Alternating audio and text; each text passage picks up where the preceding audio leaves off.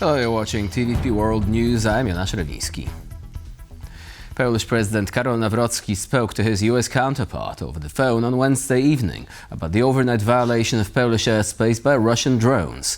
Nawrocki has also convened a National Security Council for Thursday afternoon. The conversation is part of a series of consultations I have been holding with our allies, Nawrocki wrote in a post on X without providing further details.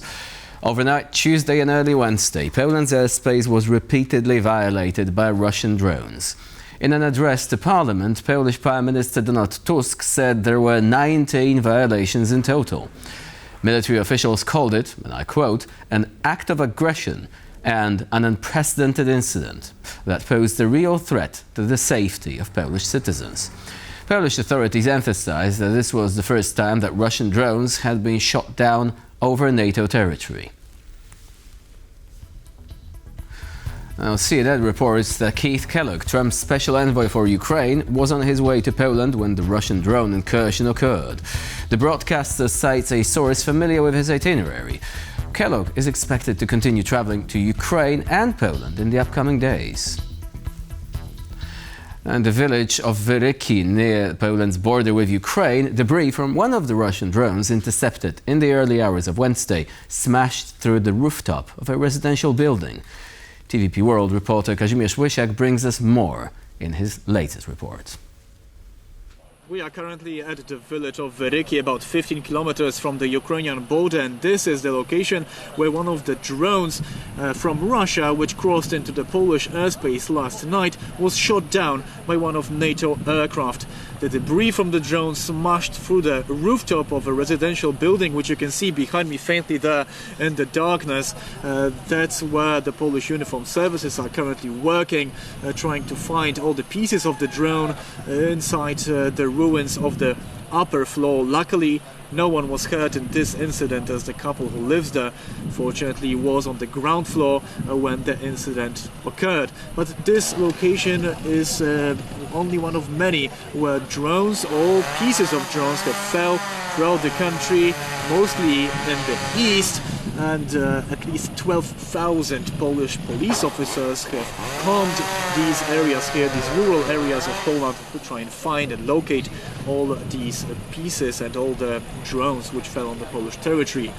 Today was a historic day. We are talking about Wednesday and night from Tuesday to Wednesday, as this marks the first time that NATO aircraft have shot down Russian equipment. And this is also the first time that drones flew into Polish territory from Belarus. Polish services are urging Polish residents of these villages and anyone who stumbles upon the drones or the debris to not approach it, to not touch it, but to call the appropriate services, because these pieces of drones or the entire drones could be quite dangerous. They could have explosives, they can have some fuel in them, so it's best just to leave them alone and let the authorities handle it. Now, for residents of these places, especially here in Wyryki, this is not only a grim reminder of the fact that the war in Ukraine is happening closer than we think, but also a symbol of the fact that Russia does not really care about international rules, and that the threat of the war can even reach here. From Wyryki, Kazimierz Łysiak, TVP World. Poland and NATO air forces have assessed that Russian drones intentionally breached Polish airspace, said Poland's Foreign Minister Radosław Sikorski in a statement posted on X. He added that Russia must understand that the attempt to rebuild Europe's last empire is doomed to fail. The assessment of Polish and NATO air forces is that they did not veer off course, but were deliberately targeted. Even though NATO is not at war, Russian aggression strikes beyond Ukraine. I am aware that Russia claims there is no evidence these were Russian drones, even suggesting a Ukrainian provocation. This was anticipated. Lies and denials are default Soviet responses. The Kremlin is again mocking President Trump's peace efforts. German Chancellor Friedrich Merz has condemned Russia for sending multiple drones into Poland, calling it a reckless action. At a press conference in Berlin, Merz said that Russia had seriously endangered lives in Poland, a NATO and European Union member state. Russia has seriously endangered lives in Poland, a country that belongs to NATO and the European Union. This completely reckless action by the Russian government is one in a long chain of provocations that we have been observing in the Baltic Sea region and on NATO's eastern flank for months. The German government condemns Russia's aggressive behavior in the strongest possible terms. This will trigger discussions within NATO, and naturally it will also trigger discussions within the European Union. But the message is absolutely clear.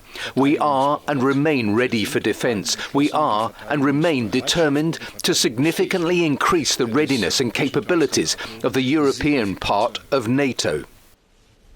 Dutch Defence Minister Ruben Brekelmans said on Wednesday that the Netherlands will send air defence systems to eastern Poland later this year, bolstering the bilateral security of both countries. The decision came in the wake of a major drone incursion by Russian UAVs into Polish airspace. The Netherlands already decided to deliver layered air defence to East Poland later this year.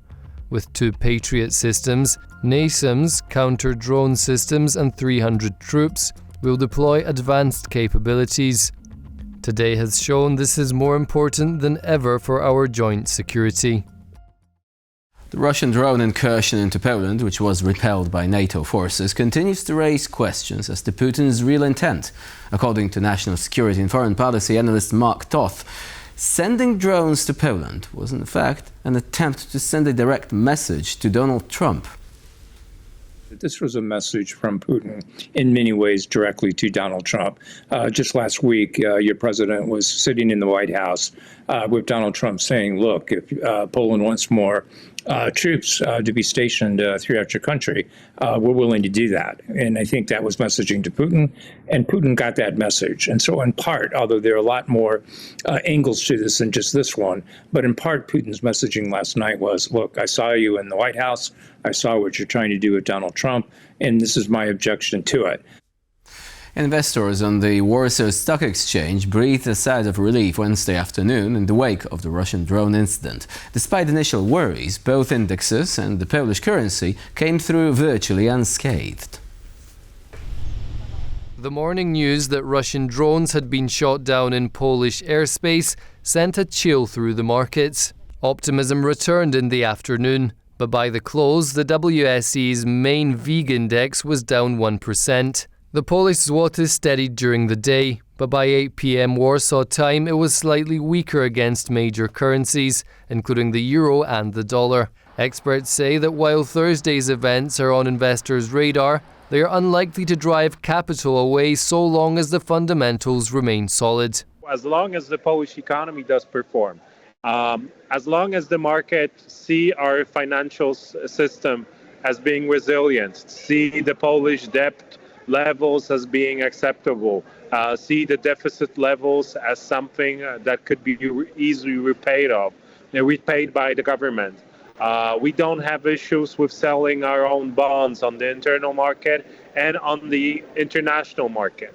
I wouldn't say that there is a big issue connected with the country. As a frontline country, geopolitical risks have been present in Poland since February 2022. Still, this year, Warsaw has been one of the world's top performers, with the market rising nearly a third since January.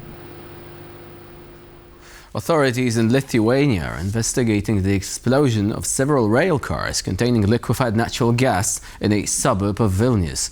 One person was injured in the incident. The explosions took place on Wednesday morning after the train carrying the gas caught fire. The tankers were carrying liquefied petroleum gas from a refinery of Polish energy company Orlen to an LPG terminal in the Lithuanian capital. According to the Interior Ministry, initial information indicates occupational safety conditions were not adhered to. But for now, all scenarios are being investigated. Orlen wrote in a statement that the explosion is not suspected to be intentional. Poland is on high alert as Russia prepares joint drills with Belarus near its border. Only a day after announcing the closure of key crossings, Warsaw faced its first drone incursion from Belarusian territory, raising fresh fears of the strategically crucial Suwałki Gap, a narrow strip of land linking Poland and Lithuania, and a potential vulnerability for NATO. Poland will be closing the border with Belarus later tonight, ahead of the launch of the Zapad exercises. Just a day after Poland announced the closure of 3 remaining border crossings with Belarus, Russia launched its drone provocation, reportedly with help from Minsk. For the first time, many of these drones flew in directly from Belarus. This major escalation comes just 2 days ahead of large joint military drills between Russia and Belarus, called Zapad, which is Russian for West, scheduled to begin this Friday. These military exercises are directed against the West, judging by the name, primarily against NATO. Different numbers of forces and resources are involved, and it was under the cover of those same exercises that Moscow prepared its invasion in Ukraine in 2022. Warsaw is aware of the threat posed by the Zapad exercises. As of this year, they will take place much closer to Poland's and Lithuania's borders, near the Suwałki Gap, a thin strip of land linking the two countries, wedged between Belarus and Russia's Kaliningrad exclave. It's a huge area of vulnerability, not just for Poland, but for the Baltics. It would cut off the Baltic states from the rest of NATO. The Suwałki Gap is considered the most likely point of attack in any Russian move against the alliance, as its capture would cut off the Baltic states from Poland and other NATO allies. Belarus and Russia are carrying out tactical nuclear weapon drills, and they want to demonstrate their new military equipment. And that is both a strategic communication threat towards the Western audience. Every time the Russians do something like this, they monitor the response of the individual nation, they monitor the response of NATO allies. Following Wednesday's drone provocation and in light of the upcoming Zapad drills, Poland's Interior Ministry has announced that all border crossings with Belarus will remain closed until further notice. Conservative US activist Charlie Kirk has died after being shot on Wednesday at an event at the Utah Valley University. According to state authorities, an investigation is underway and the suspect is still at large. As Kirk was answering questions on campus, a shot could be heard, and the activist suddenly started grasping at his throat. Bodyguards then quickly took him to an SUV. Shortly thereafter, Donald Trump informed the public on social media that Charlie Kirk has died from gunshot wounds. The president added that it was a dark day for America and that in Kirk's honor, US flags would be flown at half-mast until 6 p.m. Sunday. Utah Valley University has announced that its campuses will be closed until the end of the weekend due to the tragedy. I'm filled with grief and anger at the heinous assassination of Charlie Kirk on a college campus in Utah. Charlie inspired millions, and tonight all who knew him and loved him are united in shock and horror. For years, those on the radical left have compared wonderful Americans like Charlie to Nazis and the world's worst mass murderers and criminals. This kind of rhetoric is directly responsible for the terrorism that we're seeing in our country today, and it must stop right now. My administration will find each and every one of those who contributed to this atrocity and to other political violence, including the organizations that fund it and support it, as well as those who go after our judges, law enforcement officials, and everyone else who brings order to our country. From the attack on my life in Butler, Pennsylvania last year. And that's all for now. Thank you for watching, and please stay with us here on TVP World.